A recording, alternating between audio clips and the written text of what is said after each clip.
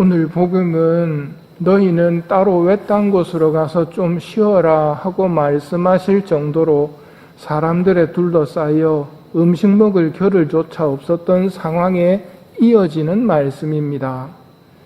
예수님께서는 휴식과 제자 교육을 위해서 잠시 군중에게서 떨어져 아무에게도 알려지기를 원하지 않으셨으나 결국 숨어 계실 수가 없었다. 예수님의 뜻이 이루어지지 않았습니다. 우리도 살다 보면 우리 뜻이 이루어지지 않을 때가 있습니다. 그때 삐뚤어지기 쉬운데 예수님을 본받아야 합니다. 예수님께서는 당신을 찾아온 이방 여인을 만나십니다. 시리아 페니키아 출신의 이교도인데 간절히 은총을 청하는 이 여인의 기도를 예수님은 들어주십니다. 그러면 이런 생각이 듭니다. 그러면 굳이 성당 안 다녀도 되는 거 아닌가? 자세히 읽어보면 먼저 자녀들을 배불리 먹여야 한다.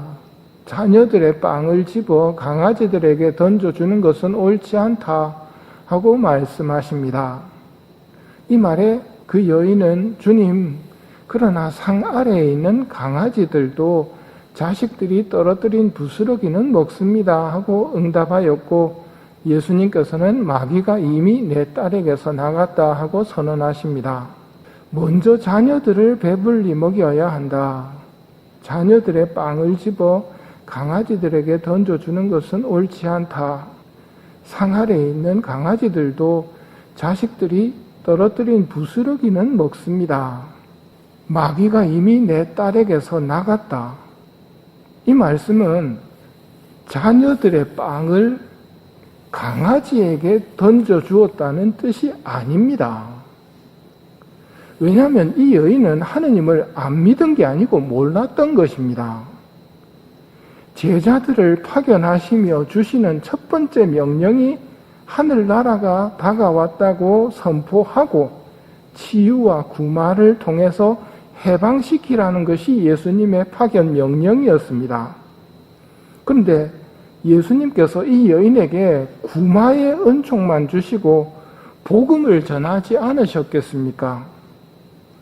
예수님의 말씀을 통해 보면 자신이 하느님의 자녀임을 모르는 사람이 강아지의 상태입니다.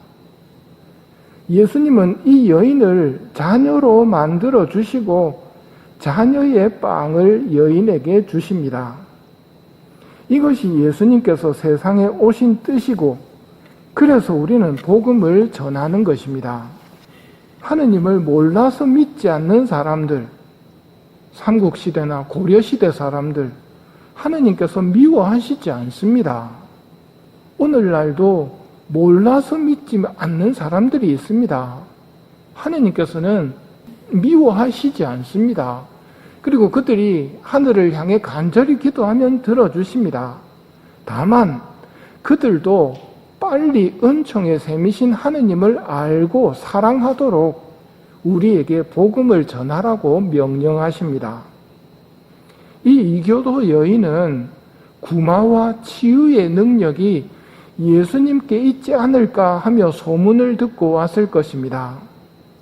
예수님은 딸을 위한 어머니의 소원을 들어주실 뿐만 아니라 하느님을 알게 해주시고 하느님의 자녀가 되는 은총까지 베풀어 주심으로써 그 여인을 참 신앙으로 이끌어 주셨습니다.